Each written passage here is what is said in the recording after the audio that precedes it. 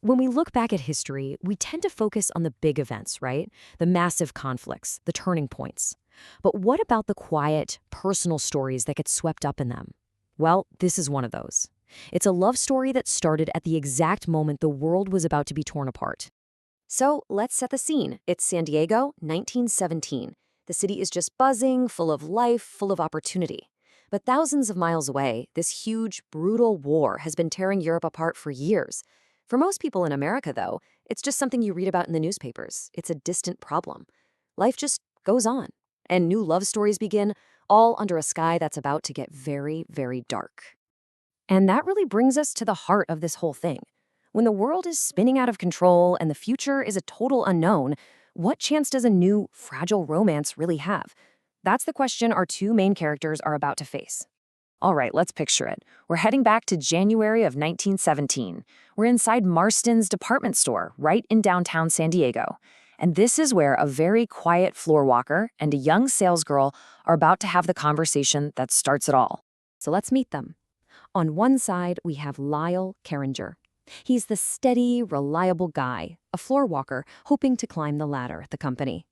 And then there's Emily Abel. She's working in the accessories department, helping support her mom, but she has dreams of her own, maybe becoming a teacher or a secretary.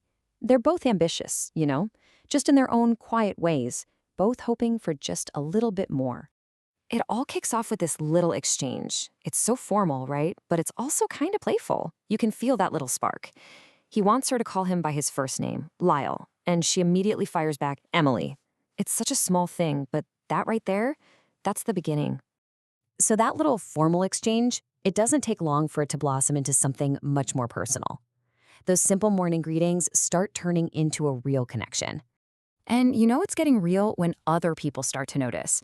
Lyle's friend and coworker, Charlie, he sees what's going on, and he just nails it. He tells Lyle that what Emily probably sees in him isn't some thrill seeker. It's that he's responsible, he's kind. And for Emily, that's exactly what she's looking for. And this, right here, is the real game changer.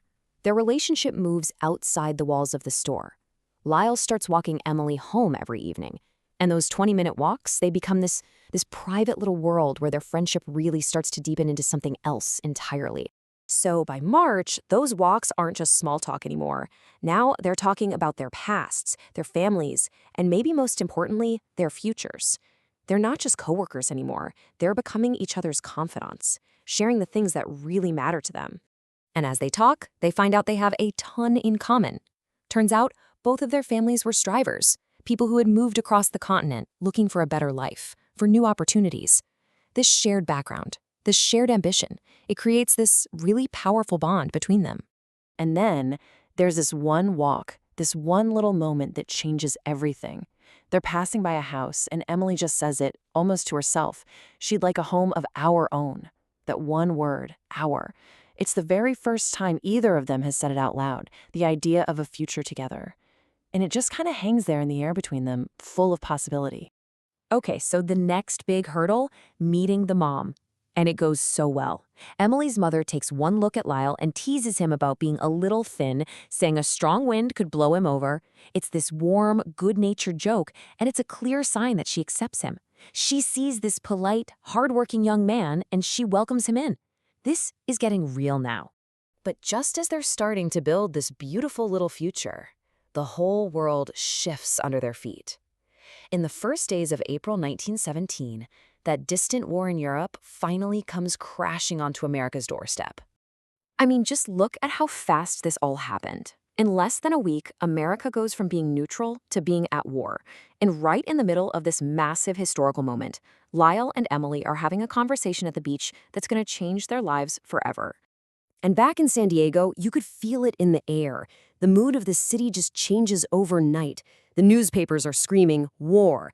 At work, nobody's talking about sales goals anymore. They're talking about enlisting, the Marines, the Army, the Navy. Suddenly, the war isn't some distant thing. It's right here. So with all this happening, Lyle takes Emily to Ocean Beach. They need to talk. They have to talk. With the waves crashing behind them, they have to face the one conversation they can't avoid anymore. Everything they've built over the last 3 months is suddenly at risk. And that's when Lyle drops the bomb. He tells her he's thinking about enlisting. He feels like it's his duty, a way to take control instead of just waiting to be drafted. But that one decision, it throws their quiet little romance right into the middle of a crisis. And Emily's response is just perfect. She acknowledges how crazy it is. They've only known each other for 3 months. But then she says what they're both feeling, that it feels like so much longer. And right there, with the very real threat of him leaving hanging over them, the truth just comes pouring out. The war forces their hand. Emily confesses she's falling in love with him, something that in normal times might have taken months longer to say. Lyle, probably just completely overwhelmed by it all, makes the only promise he can think of, a desperate, heartfelt promise. He tells her he'll come back. He's trying to give her some kind of certainty in a world that has suddenly lost all of it. But Emily, she brings them right back down to earth. And what she says next is just heartbreaking because it's so true.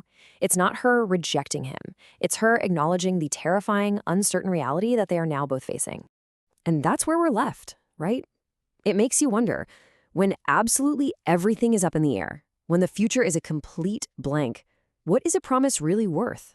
Is it a guarantee, or is it maybe just a little beacon of hope, something to hold on to in the dark?